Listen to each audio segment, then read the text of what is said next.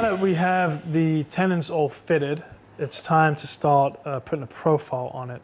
So again, got all my reference marks. I know exactly how this piece sits within the entire piece, how this rail fits.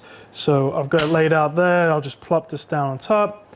I'm going to line up the bottom and then just pencil that, go to the bandsaw, waste it away, and then come back and double stick tape this down and flush trim it. So I'll just barely leave the line.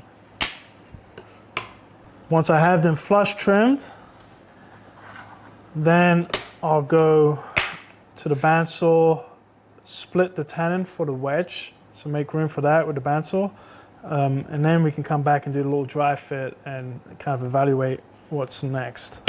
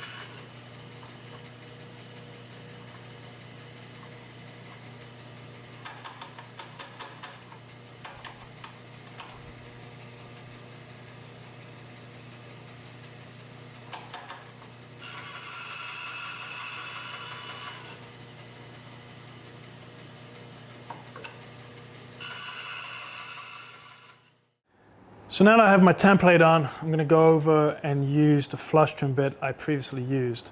But I did want to point out a good method is to always cut downhill. And so we have this going on. And the deal is if you start cutting uphill, so as you come in, this way with that bit, it will want to get grabby on that grain and it could tear out. I feel pretty confident with the amount I've left on here. It's not much, and that's pretty much a new bit, very sharp bit. So if I just take my time, I could just do this without flip-flopping things.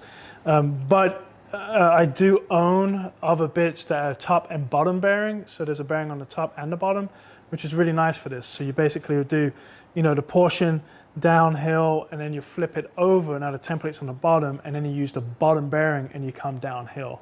And that's kind of what that's about. So that's a good template router bit with two bearings. So we'll see how this goes. It should be fine with that new bit. Let's go ahead and get these flush trimmed.